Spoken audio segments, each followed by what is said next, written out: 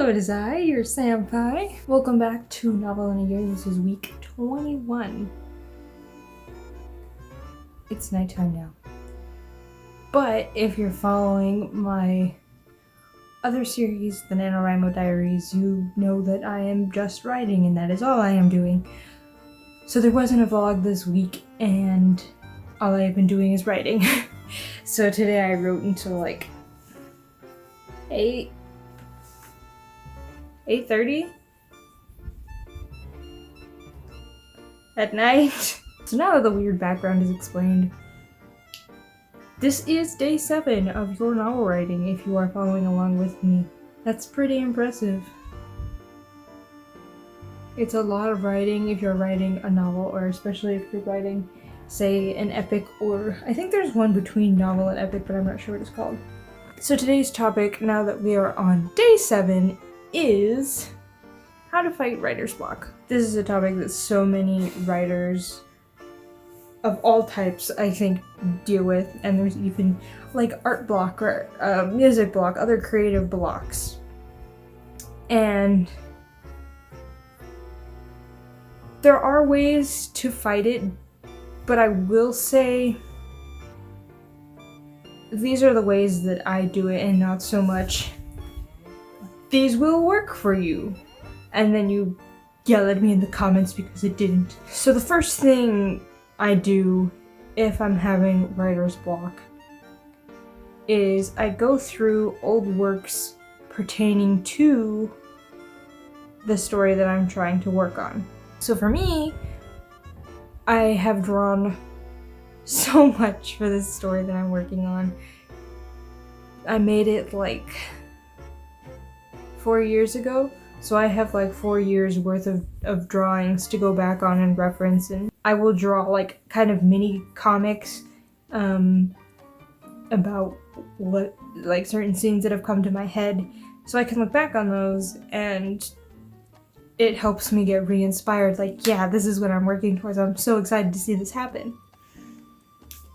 Thing 2 that I will do is I will create a playlist or put a playlist on specifically themed to the story that I'm working on, if I am trying to write or draw or whatever I'm doing for that specific story. For me, I can listen to a song and listen to the lyrics and think, this is 100% Dawn, for example. That's 100% her. This is exactly what she's feeling in this particular scene. I'm gonna add it to my playlist, and I can work off that particular scene, or it will just get me thinking about the character and I'm inspired to write or draw or whatever I'm working on with this character. One of the other things that I will do to kind of help fight writer's block is literally just write. Even if it's not good. Something I was thinking about today because I didn't like how weak my novel beginning kind of was. If you're struggling with any scene, I would say that it's okay to go back before that scene takes place and write from there. Because, for example, the beginning. If you write stuff that happens before the beginning you intended, I feel like you're kind of going to be more in the flow, your creative juices are going, and by the time you're kind of like in the flow, the beginning that you want is there, and then you have the beginning that you want, and it's strong writing.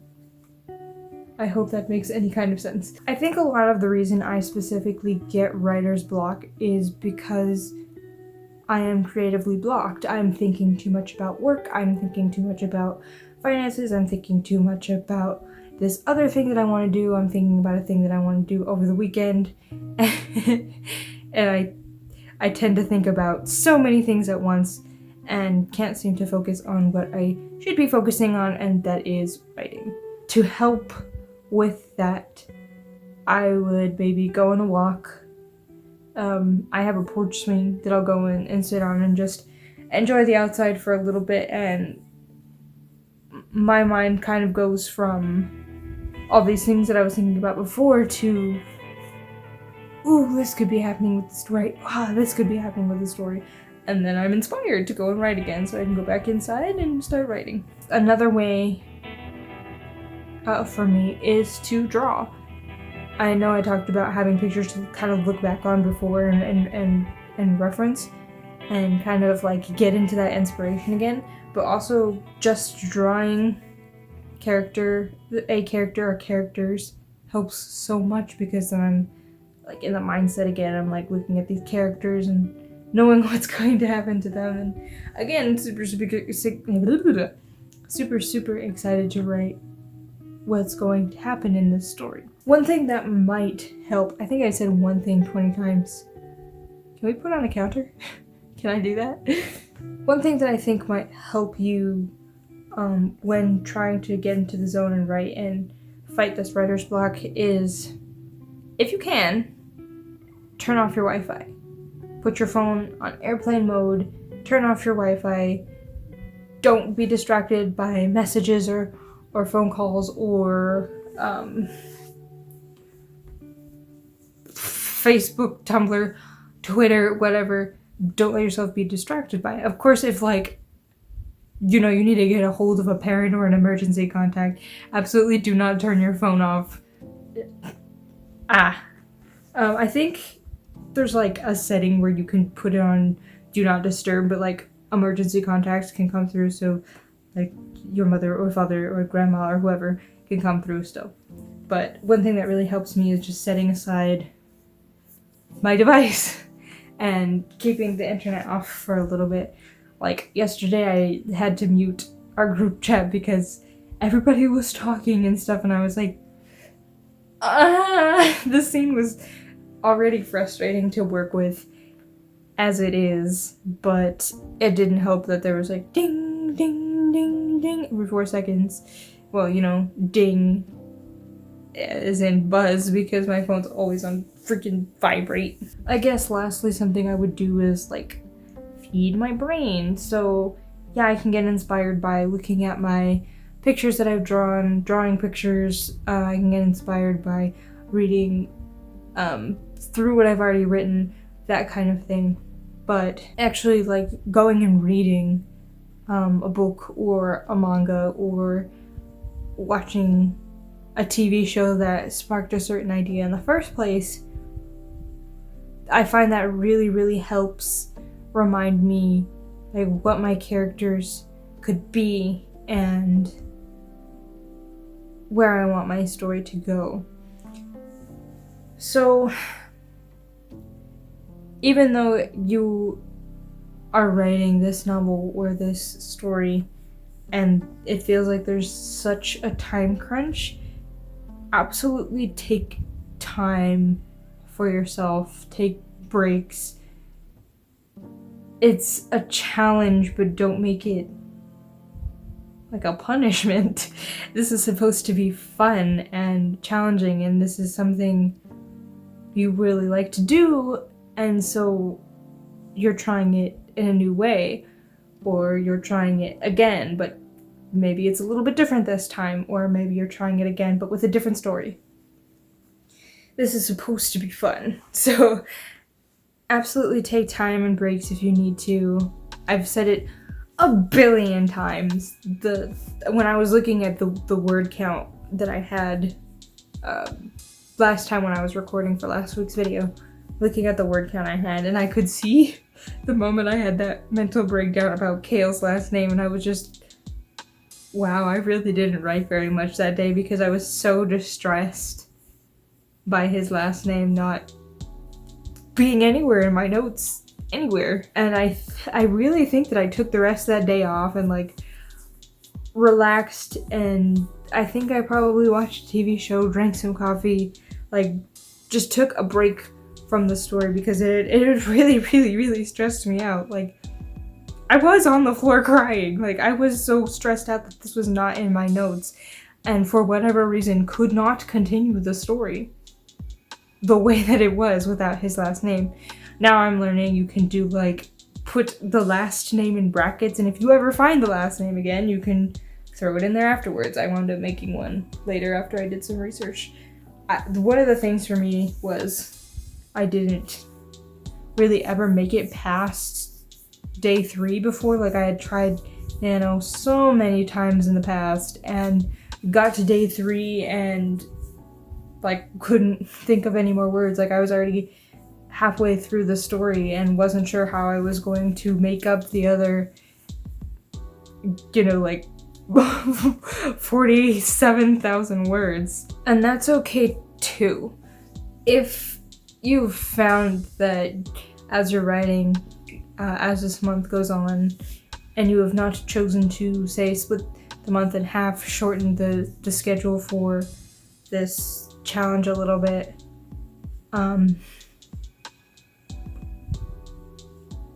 if your story only winds up being 25,000 words, that's what it is.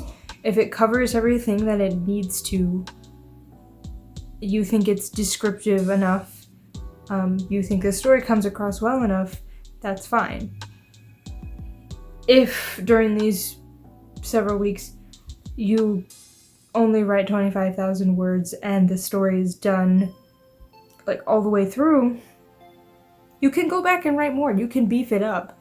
You can add more to the beginning, or those scenes that were very sparse that you were hesitant about leaving, but you can always come back to those scenes and beef them up a little bit. Or make them longer, stretch them out, add more to them. Maybe you've had a new idea for them, wrote them in the notes somewhere if you didn't want to go back at the time. See, and on that note, something that might help as you're writing as well is not writing in chronological order. For me, that's just how my brain works. I have to go to point A to point B, or like the story doesn't come out right, it doesn't come out well. Even scenes that I've seen in my head for the future, towards the end of the story, or in the next part of the story that I won't be writing this year, I see those things in my head and I write them down really quick just because I don't want to forget them, but the scenes aren't very well at all, and I'm hoping that I can remember what I was going for because it was so poorly written, but it's just like my brain just like completely rejects it because it's not in chronological order. But like I said, you don't have to write in chronological order. If you want to write the beginning, because that's where you know where you're going, like you know where you're starting, right from the beginning. And then once you're done with that and you're like, I really want to write this scene that's toward the end, write that scene. Do it. You don't have to force yourself to write in order. I mean, unless you're me and have to force yourself to write in order. And I guess, like, don't write things you're not in the mood to write. If you're not in the mood to write this argument, you're not emotionally ready for this argument, skip it. You can come back, put a little bracket. Hey, argument here. Keep going forward from there and come back to it later. Like I said, you can always beef the document up later, beef the piece up later. Right now, what you're trying to do is get 50,000 words out, or whatever your word count wound up being. So maybe it's not in chronological order. Maybe there are pieces you have to stitch together later, but sometimes those pieces that you write separately, you think of a great segue for between each other later, and it's even better than it would have been if you just would have written it in chronological order because you didn't feel like writing the scene. I feel like the ends wind up feeling very, very rushed when you do that. Like, you just want to get out of the scene so bad that you want to go to the next one right now, and then it winds up not having this strong finish it kind of deserves. I think this is more on the topic of scenes that are difficult to write rather than fighting writer's block, but it might be a scene that you can't write just because it's whatever. Something I particularly used to do when I was writing when I was younger, if I needed to see how this scene played out in my head, I would act it out. You can do voice acting or you can physically act out the scene. My scenes particularly were action scenes. Of course, I am no taekwondo master. I don't know karate. I don't know jujitsu. I can't hold the katana correctly. I'm doing the best that I can. What would I call this movement? What would I call this movement? That was completely incorrect, so you know I'm not lying. It's more, for me, focusing on the movement, and not so much the technicalities. I think you can always spruce up and do research later or do it before, and if you need to watch 5,000 karate videos to figure out exactly what that move is called that you're looking for, do it. And I think that helps, like, studying people. I don't know if you can go and, like, people watch or, like, study a karate class that's, like, going on nearby you. You can see what they're working on, what they're doing. Same with any other martial arts or whatever. Yeah, but you're allowed to do research for action scenes as well if you aren't able to kind of act it out yourself. You don't think that what you're doing is correct enough to describe it, or you don't know enough about it. You physically cannot do it. Like a backflip or something. Like, if there's things that you can't do, absolutely do research, do video research, see if you can watch a class or whatever on how to do specific things. It's something that I have had a ton of trouble dealing with while practicing art. You're allowed to look up references. Like, the internet is a wonderful and terrible place. You can find references for so many things. If you want to know what ice skating looks like, what this particular flip looks like, what this Lutz looks like, go and watch a video. Go and read about it. There's so many tools out there for you to use, and you are allowed to use them. If you don't know how to describe something, look it up. I feel like maybe watching it might help you come up with a better word for it. Maybe it's just me, but I feel like when the more I try to solidify this thought that I'm having, it kind of like slips away. Maybe that just happens to me, but it happens a lot when I'm like drawing. I'm like, wait, hold that pose, no. What am I gonna do?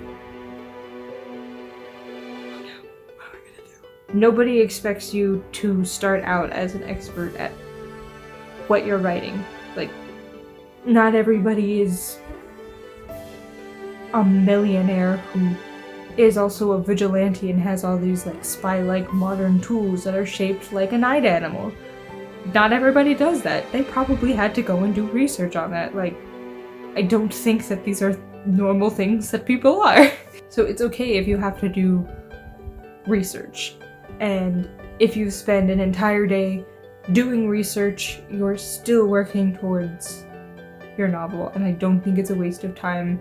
And I think in the end it will help you write better and inspire you a bit more to work on what you're working on, because now it's not just like, where do I go? What do I do from here? I don't know how to write this scene. So just, you're allowed to look up references. It's fine. I know that was quite a lot of information, but it's definitely not the only way that you can fight writer's block, and some of that was more like how to help write a scene. But I know particularly, like for me, when I have to write in chronological order, I need to know what this fight scene looks like. I need to go and look something up. I need to look at a reference. I need to re-inspire myself, and it's completely fine. Yeah, but I hope this helped a little bit, and I hope that you guys keep at it if you're writing a story. That is such an amazing thing in itself. You are creating a world, or you're adding on to a world that already exists. What's not magical about that? That's great. So good luck to you as you are on your writing journey in this great wide world. If you're following this process and you want to share with me, you can go ahead and tag me in any of my social media linked down below with hashtag SleepySanpai novel of the year. In this case, if you are following me in the month of November, go ahead and tag me with hashtag SleepySanpai NaNoWriMo. Okay, for sure that's it for this time. So, thank you so much for watching. If you have any comments or questions for me, go ahead and put them in the description or any of my social media. I would love to hear from you. Please don't suffer by yourself. I will answer any questions that I absolutely can. Yeah, and I think that's it. I've said that like 4 times. Thank you so much for watching. Don't forget to like and subscribe if you haven't already, and I will see you in the next one. Bye! Happy writing!